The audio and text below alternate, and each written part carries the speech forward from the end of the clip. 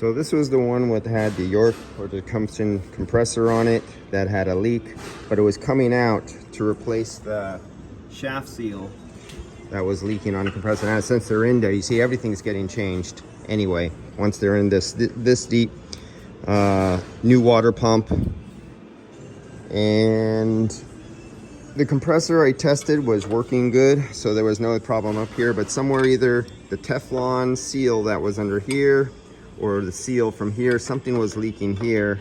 He's putting it on, he has brand new Teflon seals there, and we're gonna put, this was missing, so a new one has to go back here. This was missing, so a new one has to go here. And I'm not gonna use this high side port. You can see where this says suction.